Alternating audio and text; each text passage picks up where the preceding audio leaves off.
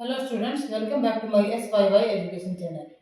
Students, आज का हमारा टॉपिक है लाइट क्लास 8 चैप्टर 13 और इस टॉपिक पर आज हम एक्सरसाइज के क्वेश्चंस करेंगे।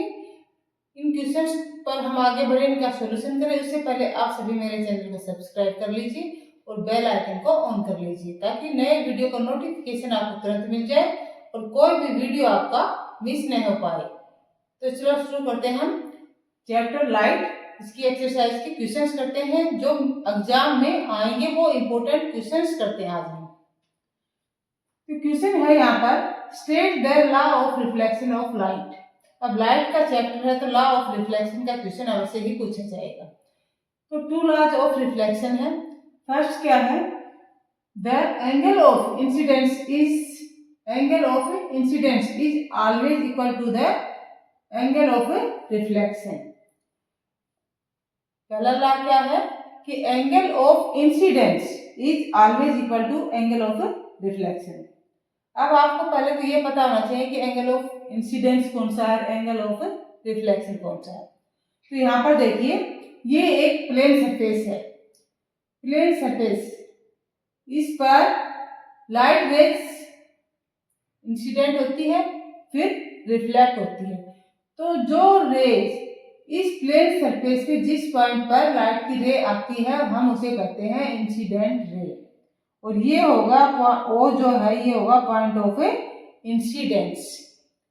इस पॉइंट ऑफ इंसिडेंस से ये हमने नॉर्मल ड्रा कर दिया, पॉइंट ऑफ इंसिडेंस से नॉर्मल ड्रा किया, और इस पॉइंट ऑफ इंसिडेंस से फिर लाइट रे रिफ्लेक्ट होती है तो ये कहलाती है reflected ray.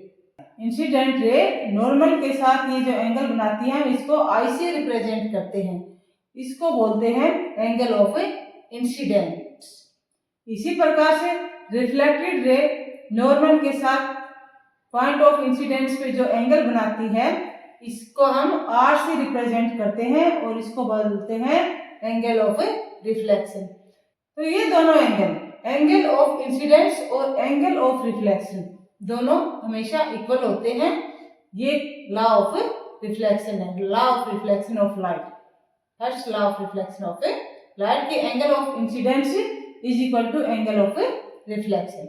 Now second law of reflection. Second law of reflection क्या कहता है, इंसिडेंट रे यानी कि ये वाली रे जो अभी मैंने आपको समझाई, इंसिडेंट रे, रिफ्लेक्टेड रे ये रे, एंड द नॉर्मल ये normal drawn at the point of incidence, this is the point of incidence, to the reflecting surface lie in the same plane।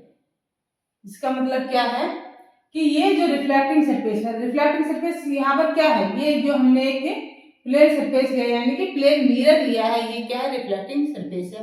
इस रिफ्लेक्टिंग सरफेस पे incident ray, reflected ray और normal lie in the same plane। तो second law of reflection क्या है कि incident ray, reflected ray and the normal drawn at the point of incidence to the reflecting surface lie in the same plane। ये तीनों एक ही plane में होती है।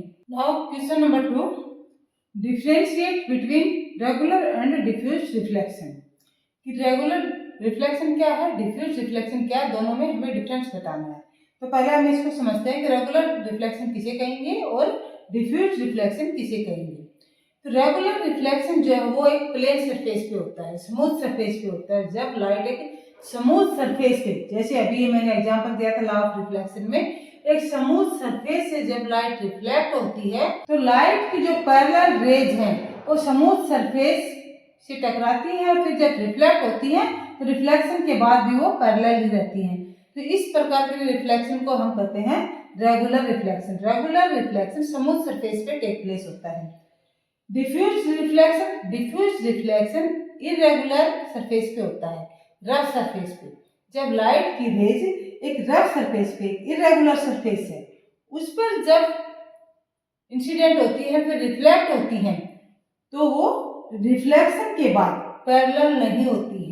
यहाँ पर इस पिक्चर में आप देखिए, ये जो ब्लू लाइन है, ब्लू रेज है, ये रिफ्लेक्टेड रेज के शो कर रही है और जो ब्लैक है ये लाइट की इंसिडेंट रेज के शो कर रहे हैं। तो आफ्टर द रिफ्लेक्शन जो रे ऑफ रिफ्लेक्शन है वो पैरेलल नहीं है आपस में। तो इस टाइप का जो रिफ्लेक्शन है उसको हम कहते हैं डिफ्यूज रिफ्लेक्शन। डिफ्यूज रिफ्लेक्शन एक रफ सरफेस पर और इरेगुलर सरफेस पे होता है।